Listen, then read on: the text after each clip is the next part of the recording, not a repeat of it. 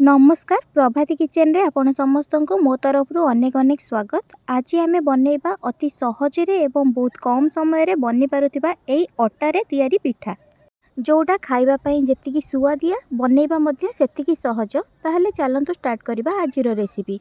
एही पिठा बनइबा पई प्रथमे मु गोटे कड़ाई गरम करि नेइची। कड़ाई टिके हल्का गरम हेइ जिबा परे एबे सेथिरे मु 150 ग्राम रो खीर देइची। ता संगरे 100 ग्राम रो मु एठारे पानी देइची। आपण जेतिकी पिठा बनइबे सेही हिसाब रे खीर अधिका कम करि नेइ परिबे। ता संगरे पानी मध्य सेही हिसाब रे नेबे। एबे सेथिरे गोटे चमच गुजराती गुंड मु देइची। ता संगरे आधा चमच मु एठारे लूण देइची। खीर टिके गरम हेइ जिबा परे एबे सेथिरे आधा कप सुजी को मु देइची। सुजी को देइगिरी गोळेइ नेइची। गैस को हाई फ्लेम रे रखिकिरी खीर सहित सुजी को गोळेइ नेबे। सेही पर्यंत गोळेइ नेबे जेमिति सुजीटा फुलिकिरी टिके बहलिया हेइ जिवो। आपण माने वीडियो को आरंभ रु शेष पर्यंत देखंतु। जदि वीडियोटी भल लागिवो ताहले लाइक सहित शेयर करि नेबे। आउ जदि मो चैनल रे नुआ थिबे ताहले सब्सक्राइब करि नेबे। सब्सक्राइब करबा सहित पाखरे थिबा छोटो बेल आइकन को क्लिक कर देबे, जहा द्वारा मु नेक्स्ट जहा भी वीडियो अपलोड करिवि ताहार नोटिफिकेशन आपनक फोन को आसी जिवो एवं आपण जाइकिरी वीडियोटी को देखि परिबे। एबे देखंतु सुजी हमर फुलिकिरी बहलिया मध्य खीर हेइ गलानी। ठीक एई टाइम रे गैस को बंद करि नेबे एवं सुजी को टिके ठंडा हबा पई छाडी नेबे। एबे मु आरो साइड रे आउ गोटे थाली नेइची। सेथिरे मु एठारे अट्टा देइची। अट्टा मु एठारे 1.5 कप अट्टा देइची। आपण चाहिले अधिका कम करी मते नेइ परिबे।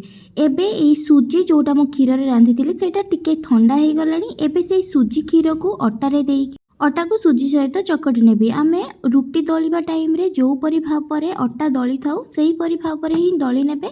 मु एठारे अट्टा 1.5 कप रे सुजी आधा कप देइथिली। आपण सेही हिसाब रे अधिका कम सेही परिमाण रे नेइ परिबे। एही सुजी खीर देइकिरी आमे अट्टा को चकाटी नबा द्वारा अट्टा बहुत सॉफ्ट हेइकिरी हमर चकाटी हेइ जिवो।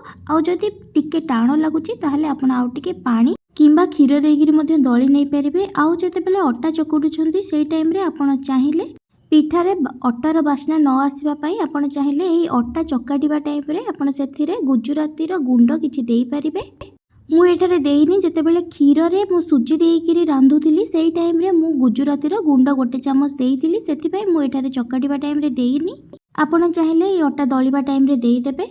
एबे देखंतु मु अट्टा दली नेइची। एमिति रुटी दलिबा टाइप रो ही अट्टा को मु एठी दली नेइची एवं एही अट्टा दलाटा बहुत सॉफ्ट मध्य हेइची। जेहेतु रांधि थिबा सुजी खीर को एथिरे गरम रे देइकिरी मु एठी चकाटी नेइथिली सेति पई बहुत सॉफ्ट मध्य हेइची। आपण भी बनेबा टाइम रे बेसी टाणो करिबेनी। जदि आपण को लागुची एही दलाटा टिके टाणो हेइची ताहले आउ टिके खीर किंबा पानी देइकिरी ताकू बेसी टाइम पर्यंत दली नेबे एवं सेटा सॉफ्ट मध्य हेइजिवो। सॉफ्ट हेइजिबा परे ताकू पिठा बनेबा पई एमिति छोटो छोटो अल्प आनिकिरी ताकू आपण जो शेप रो चाहिबे बनेइ परिबे। बनेइबा पूर्वरु हाथ रे टिके तेल किंबा पानी हाथ हेइजिबे जेमति हाथ रे लागिबनी। मु एठारे टिके तेल हाथ हेइकिरी ताकू छोटो छोटो आनिकिरी भलो से गोल करी नउची। गोल करी टबा परे मु एही शेप रो बनउची। आपण चाहिले अलगा किछि भी शेप देइ परिबे एवं छोटो बड़ आपणक हिसाब रे करि परिबे। मु देखंतु एही साइज रो एतिकी बड़ आ एतिकी पतला बनेइची। आपण बेसी मोटा मध्य करिवेनी। एही परि भाबरे मु गोटी गोटी करी सबुतक बनेइ नउची। सबुतक बनेइ सारिबा परे मु शेषरे आपणको देखै देबी सबुतक पिठा गढिबार। आपण माने भी घरे एही परि भाबरे गोटे थर निश्चय बनांतु। बहुत कम समय रे बनि परिबो एवं खाइबा पई मध्य बहुत भल टेस्ट थाए और बहुत सहज रे मध्य आपण बनेइ पारिबे। एबे देखंतु मु सबुतक एठी करे गढी नेइची पिठा तक। पिठा गढ़ी नबा परे एबे मु गोटे कड़ाई गरम करिकिरी सेथिरे तेल देइ देइची। तेल मने रखिबे बेसी गरम हबनी, अल्प टिके गरम हेइथिबो। सेही टाइम रे ही पिठा जेतिकी कड़ाई रे जागा हबो सेतिकी पिठा आपण देबे। मु एठारे 5टी पिठा देइची एवं गैस को मु स्लो रु मीडियम फ्लेम रे रखिकिरी पिठा को छाणीबा पई देइ देइची।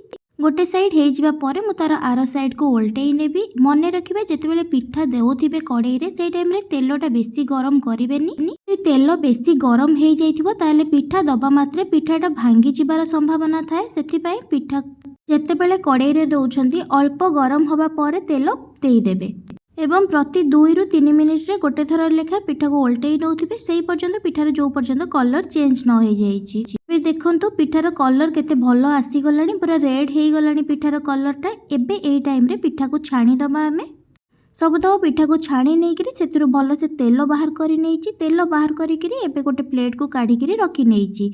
एबे सेई तेलरे आउ बळका थिबा पिठा को मु आउ सब देई देइची।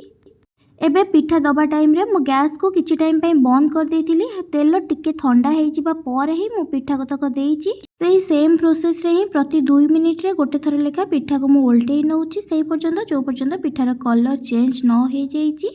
पिठार कलर रेड किंबा गोल्डन कलर हेइ जिबा पर्यंत प्रति 2 रु 3 मिनिट रे गोटे थर लेखा मु उल्टेई नेबी। गोटे साइड हेइ जिबा पर मु तार आरो साइड को उल्टेई नेइची। आपण माने मते कमेंट सेक्शन रे निश्चय जणेबे एही पिठा को एही परि भाबरे आपण माने आगरु बनै छंती कि नाही। आ जदी बनै नाहंती ताहले एही प्रोसेस रे गोटे थर बनांतु। केमती लागुची मो सहित कमेंट सेक्शन रे मते निश्चय जणेबे। एबे देखंतु पिठार कलर चेंज हेइ गलानी। एबे पिठा भी हेइ गलानी। तो सेति पई पिठा को छाणी नबा एमे। पिठा को छाणी नेकरी आगरु रखिथिबा जागा रे पिठा को रखि नेइची। एबे एही पिठा को दबा पई मु गोटे सिरप प्रस्तुत करिथिली जोटा कि मु प्रथम रु बनै नेइथिली हेले वीडियो रे देखै पारिनी। सिरा बनेबा पई मु एठारे 2 कप चीनी रे 2 कप पानी नेकरी सिरा प्रस्तुत करि नेइथिली। एबे सेही सिरा ठंडा भी हेइ जाइची। एबे छाणी की रखिथिबा पिठा सब को सिरा रे देई देइची। सिरा रे देइकरी ताको पिठा को सिरा सहित भलसे मु गोळेई नेइची। एबे गोळेई नबा परे पिठा को सिरा सहित रखिबा पई 10 रु 15 मिनिट पर्यंत छाड़ी देबे जहा द्वारा सिराटा पिठारे भलसे भेदी पारिबो। एवं प्रति 5 रु 10 मिनिट रे गोटे थर लेखा सिरा सहित पिठा को गोळेई नउथिबे जहा द्वारा सिराटा भलसे पिठारे बुड़ीकिरी रही पारिबो एवं पिठार भीतर को मध्य सिराटा जाई पारिबो। एबे देखंतु 15 मिनिट परे देखौची सिराटा भलसे पिठा भीतर को जाई भी पारिची एवं भलसे सिराटा पिठारे भेदी भी पारिची। आपण देखि पारुथुबे पिठाटा केते सॉफ्ट सहित केते सुंदर देखा जाउची। एही परि भाबरे आपण मध्य बनांतु। बहुत सहज उपाय रे एवं बहुत जल्दी मध्य बनै पारिबे एवं खाइबा पई मध्य सेतिकी सुआदिया थाए। आशा करूची कि वीडियोटी आपनको भलो लागिथिबो। जदि वीडियोटी भलो लागिथिबो ताहले लाइक सहित शेयर करि नेबे। रहुची नमस्कार।